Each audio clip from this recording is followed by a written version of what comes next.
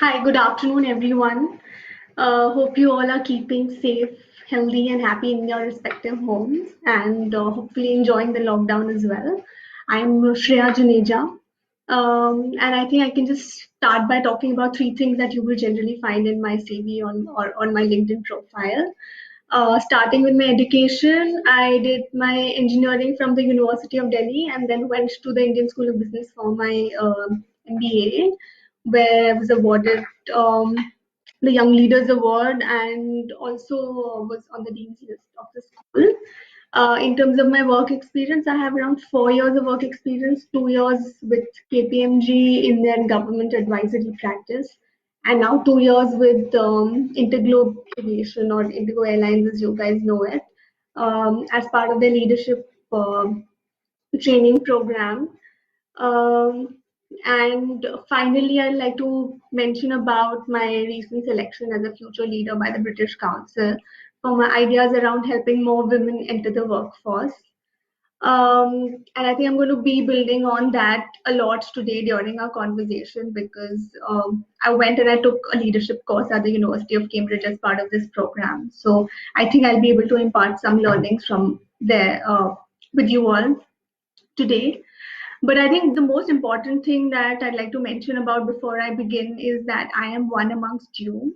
I understand that generally women are expected to perform a lot more because they are considered as primary caregivers. So we always have a lot of more responsibility at home, and then also need to constantly prove ourselves at workplace.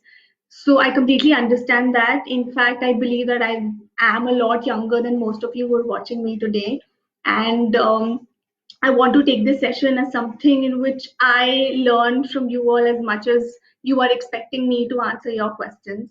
So feel free to post in any of your comments that you might have while we undertake this discussion today, apart from any questions that you might have. Okay, so having said this, let's begin. I already have a couple of questions with me, which I received in the morning today. So I'll probably begin with those first, and then in case you guys have more questions, please feel free to comment more.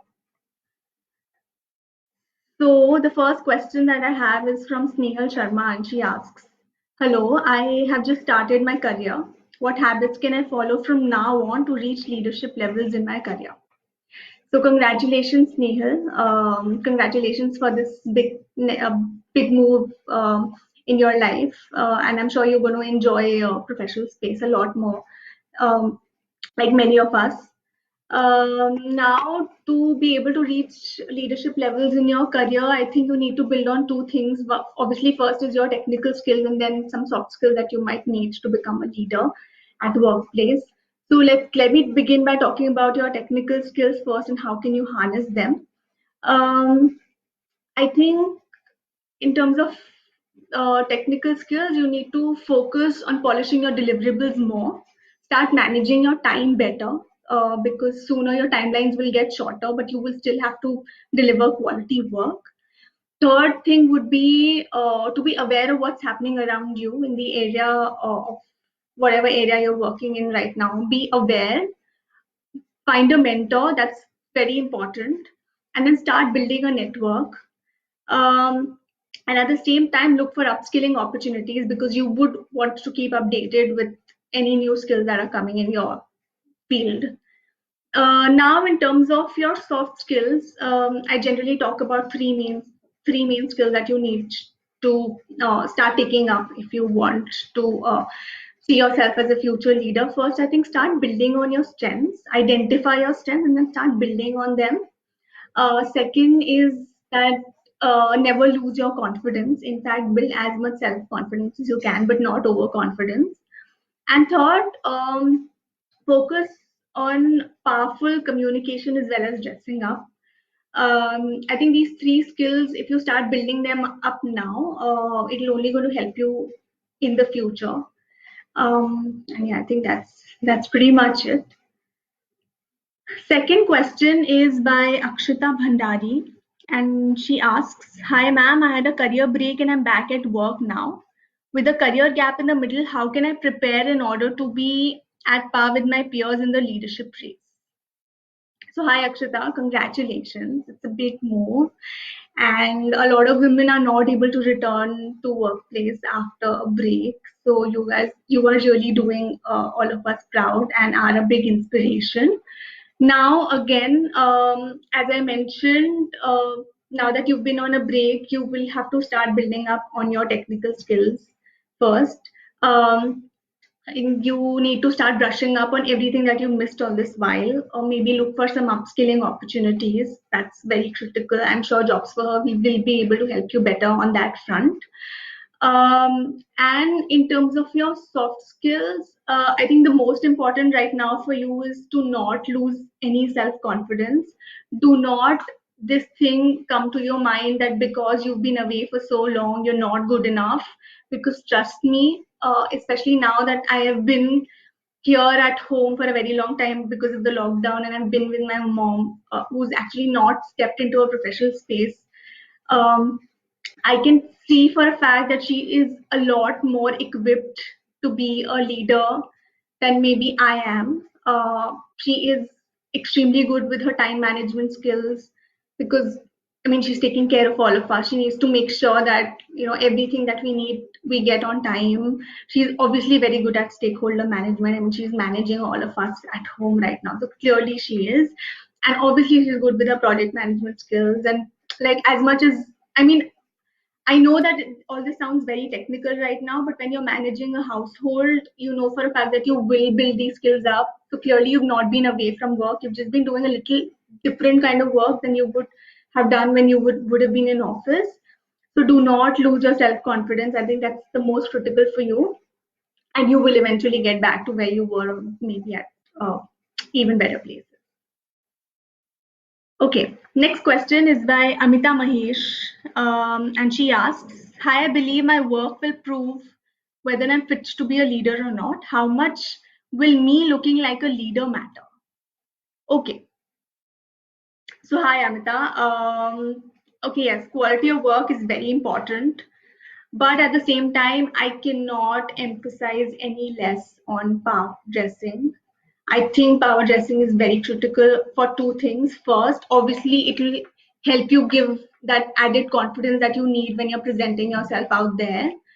I can quote one instance from my life. So I was supposed to speak at a national conference almost 2 years ago, and I was supposed to be the youngest speaker at the conference. So there was already a lot of pressure on me.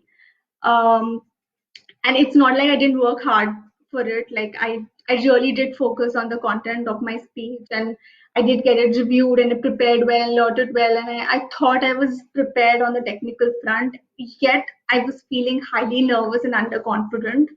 And one reason for this was that I felt that I may probably didn't have the right kind of clothes to wear at the conference at that point because I didn't have enough time to prepare for that.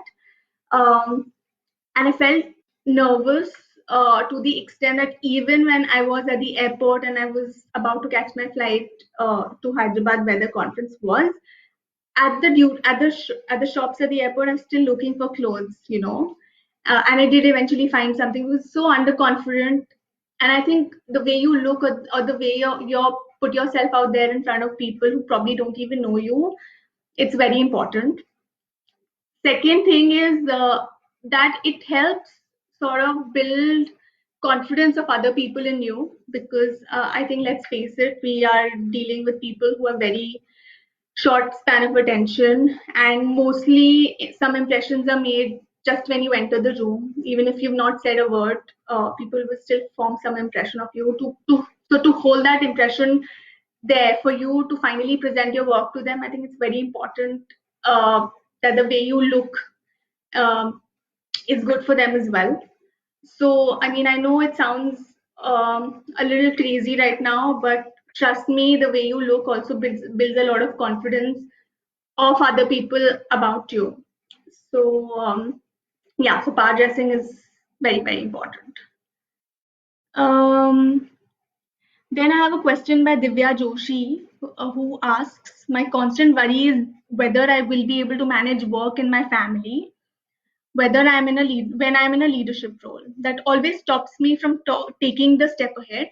How do I manage both?" Okay.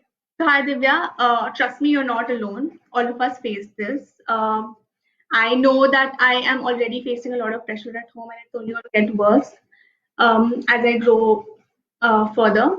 But nothing. I mean, I still don't think that this should bog you down or should deter you from taking any responsibilities in the workplace, because there's a lot that you can do before. I mean, you take a plunge into something like this. So I thought of three things. First, I think it's very important for you to speak to your family, discuss your plans with them, see how cooperative they are. If you're not married, then maybe you need to start looking for a partner who understand that you have career aspirations too. I think that's very critical.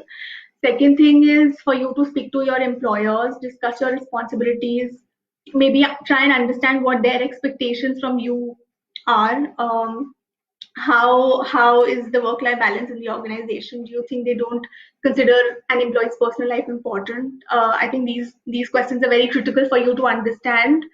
If you think that there's a need for you to change your employers, or maybe like there's something seriously wrong with them, I think you need to start considering that as well. And third, I think it's more personal, that you should not lose confidence. I think that's the first step. Do not lose confidence. Do not think you can't do it. Trust me, all of us are on this boat, and we hope to be able to overcome this, because we understand that women are always considered as primary caregivers. But if you have the self confidence, I think you will be able to overcome any hurdle that you come across, be it professionally or personally. So you're good to go. Uh, Next question is by Sunita, and she asks, "Hi, ma'am. What are the additional factors that I need to focus on to maximize my potential?" So Sunita, I think I did sort of discuss this in my first answer. You obviously need to build on your technical skills. I mean, there's no second to that. So that's something that you really need to focus on. And in terms of your soft skills, I did brush upon that as well, but let me just reiterate. I think never, my first answer is never underestimate yourself.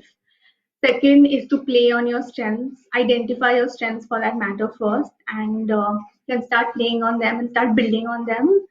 Um, Third is obviously power dressing and communication. You need to be very powerful by the means you communicate. You say things is very important, and at the same time, you need to start looking like a leader as well.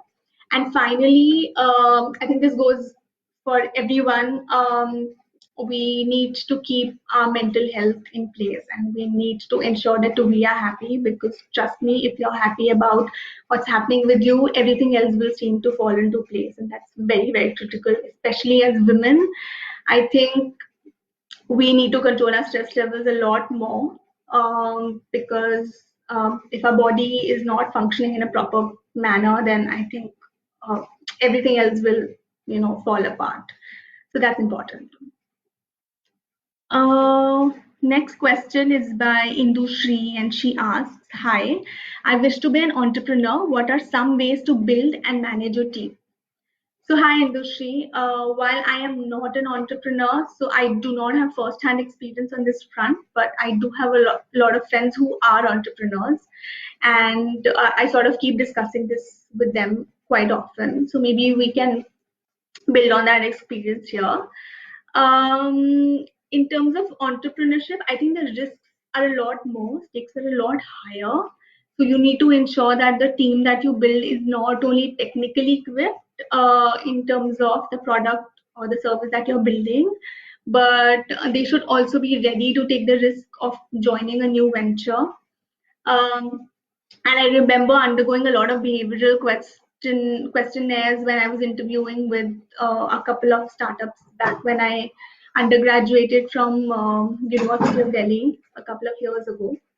So I know for a fact that while you do evaluate their technical skill, it's very important for you to judge where they are ready to plunge to take a plunge with you in this journey, because it's going to be very taxing. You have to ensure that their productivity levels are met especially because mostly you will be running on a low budget and you will hire fewer people for a lot more tasks in hand. So that's critical for sure. In terms of how do you manage a team, right? That was your the next part of your question. So to be able to manage a young team like this, I think we can follow 5 steps. First, you need to be very clear about the impact that you're making. You need to be clear about the venture that you're building and what does it aim to solve. Second is don't fake it, don't be pretentious. I think startups usually have a very young team and they like people who are more genuine. Um, Third is that you need to obviously start looking and sounding like a leader, and we did discuss about that in a couple of questions.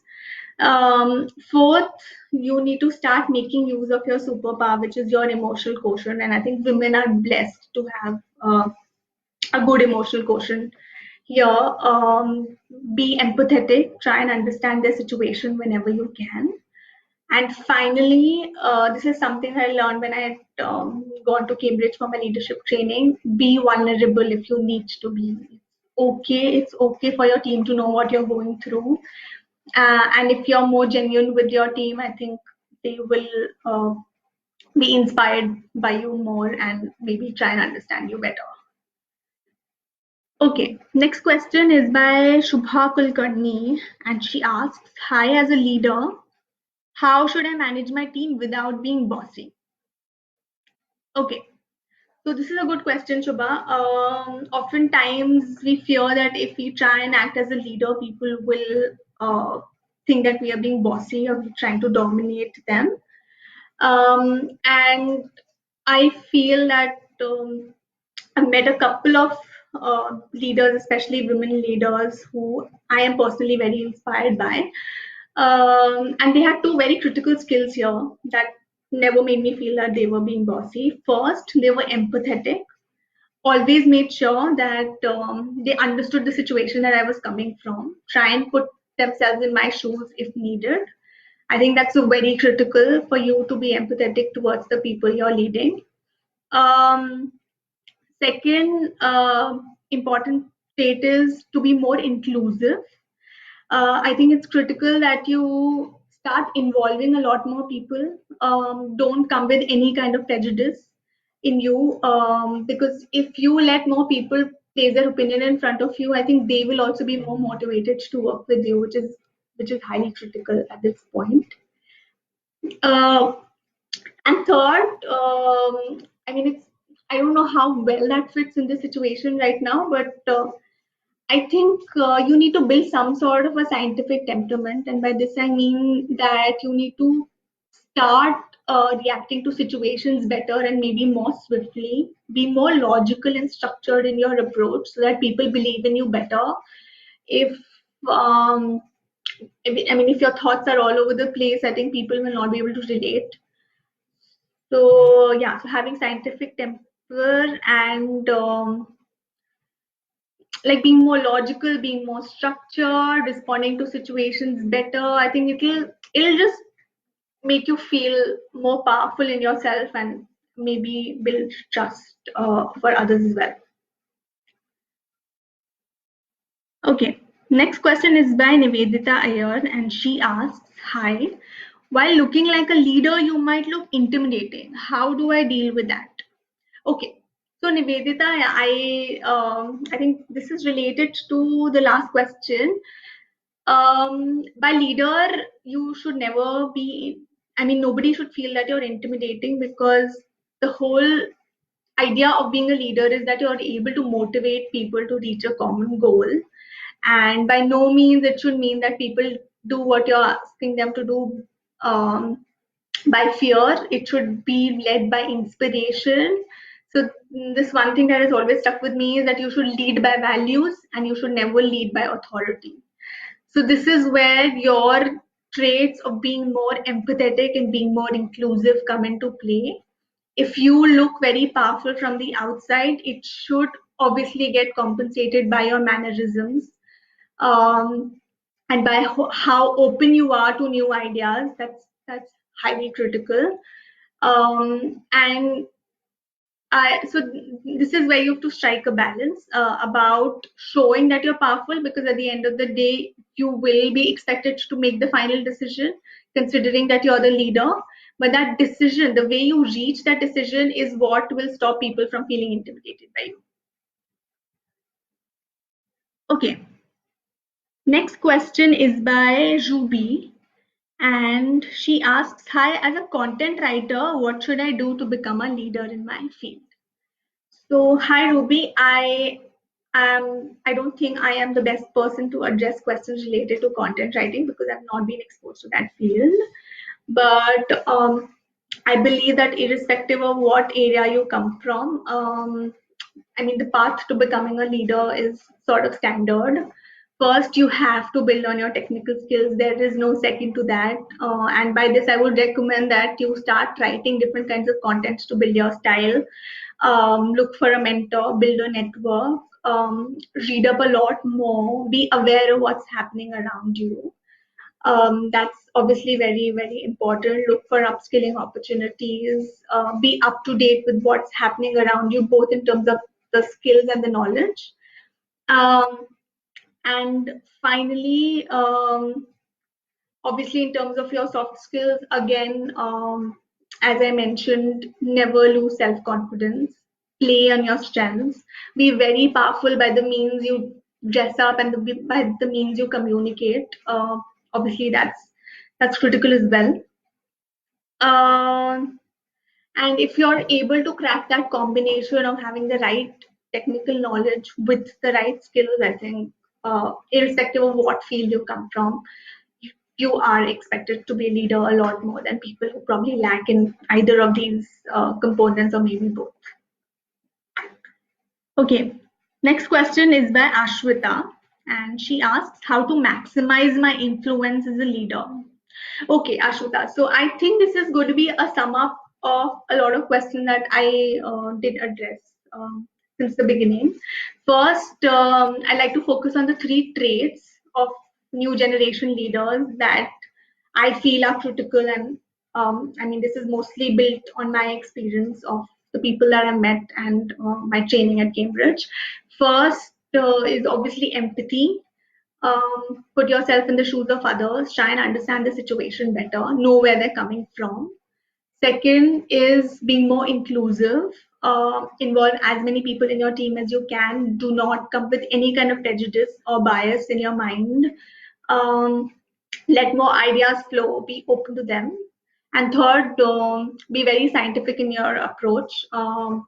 People who are more structured in their approach and who know what they're doing, plus who know how to respond to situations in a swifter manner, are generally more accepted as leaders. So these are the three traits. And then how do you implement them is by the 5 steps that I mentioned about earlier. You have to be very clear about the impact that you're making in terms of your communication. Second is that you have to be more genuine in your approach. There's no need for you to fake it. Third is for you to play on your strengths, especially your emotional quotient, because I think as women we are blessed with that and we need to make use of that more. Um, Third is obviously for you to start looking and feeling like a leader. If power dressing is your way to go for that, please go ahead, dress up as well as you can, because trust me, it does build confidence in you as much as it builds confidence for others in you. That's critical. And finally, be vulnerable if there's any need for you to be more open to people, let them know where you're coming from as much as you're open to letting them know, I mean, as much as you're open to them letting know where they're coming from. So I think with this, you will be able to build a better connect with your team, and I think that's the end of. I mean, that's where leaders. I mean, that's how leaders are supposed to be, right? I mean, if there are no people who are motivated by you and inspired by you to reach the goal, then I think at the end of the day, it just fails on the front of you being a leader. So with this, I have come to the end of the questions that were asked before the session. I will just see if there are any more questions. No, I think we are good to go. So I think we're good to go, and we've almost reached the end of the session on that case. It was great answering all these questions. I hope I was able to address them well. If there's absolutely anything that you think is still unaddressed, please feel free to reach out to me. I'd be happy to have a chat and maybe discuss further. Um, and yeah, finally, I'd like to wish that all of you stay safe, um, healthy, happy. These are tough times. We're all inside our homes, but we will pass through this because we're all in this together. And use this opportunity as a forced downtime. Maybe if you think there's need for you to relax, to maybe regain the peace in your mind, feel free to do that. If you think this is the time for you to upskill, feel free to look for opportunities. There are tons of courses online that you can access. I am also working on a couple of skills that I thought I was missing out on. So this is a great opportunity, and yeah, it was great interacting. Thank you so much.